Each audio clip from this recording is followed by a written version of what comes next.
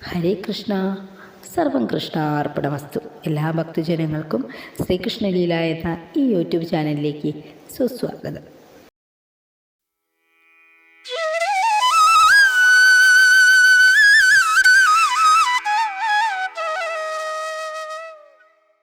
ഇന്ന് നമ്മൾ കേൾക്കുന്നത് അകുരത സംകഷ്ടി ചതുർത്ഥി വ്രതത്തെക്കുറിച്ചാണ്. ഈ വർഷത്തിലെ അവസാന സംകഷ്ടി ചതുർത്ഥി ദിവസമാണ് ഡിസംബർ 30 അതായത് ഇന്ന്. ഈ ദിവസം ഗണപതിയെ ആരാധിക്കുന്നതിലൂടെ എല്ലാ ആഗ്രഹങ്ങളും സഫലമാകും. ഗണപതിയെയാണ് നമ്മൾ ആദ്യം എല്ലാ കർമ്മങ്ങളിലും ആരാധിക്കുന്നത് ഗണപതി ഭഗവാനെയാണ്. ഹൈന്ദവ ധർമ്മമനുസരിച്ച് മംഗളകരമായ എല്ലാ കാര്യങ്ങളും ഗണപതി പൂജയോട് കൂടിയാണ് ആരംഭിക്കുന്നത്. കളങ്കമില്ലാത്ത മനസ്സുകൊണ്ട് തന്നെ ആരാധിക്കുന്ന ഭക്തരിൽ വളരെ വേഗത്തിൽ പ്രസാദിക്കുന്നവനാണ് ഗണപതി ഭഗവാൻ. അതുകൊണ്ട് തന്നെ ഗണപതിയെ പ്രീതിപ്പെടുത്തുന്നത് വളരെ എളുപ്പമാണ്.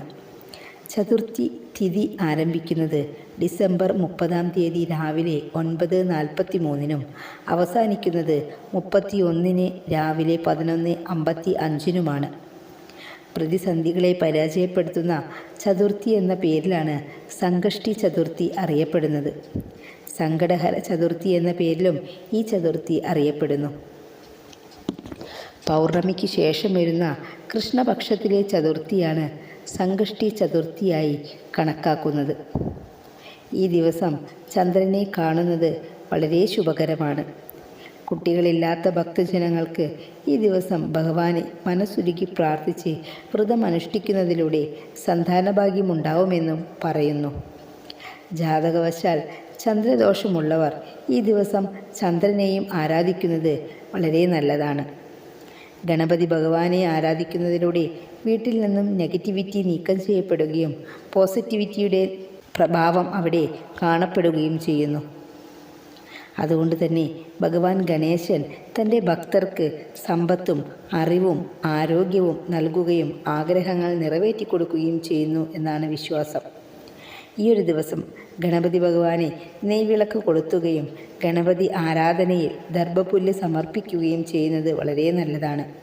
ഭഗവാനെ ഏറെ ഇഷ്ടപ്പെടുന്ന ഒന്നാണ് ദർഭപുല്ല്. അതുപോലെ തന്നെ ഗണപതി ക്ഷേത്രത്തിൽ നാരങ്ങാമാല സമർപ്പണം ചെയ്യുന്നതും വളരെ ഉത്തമമായി കരുതുന്നു. കൂടാതെ ഗണപതിയെ പ്രീതിപ്പെടുത്താൻ മന്ത്രങ്ങൾ ജപിക്കുന്നത് ഏറെ ഗുണകരമാണ്.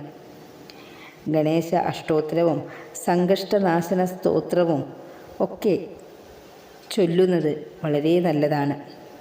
ഇതൊന്നും അറിയാത്ത ഭക്തജനങ്ങൾ ആരെങ്കിലും ഉണ്ടെങ്കിൽ ഭഗവാന്റെ മൂലമന്ത്രമായിട്ടുള്ള ഓം വക്രതുണ്ട മഹാകായ കോടി സൂര്യ സമപ്രഭ നിർവിഘ്നം കുരുമേം ദേവ സർവകാര്യേഷു സർവദാ.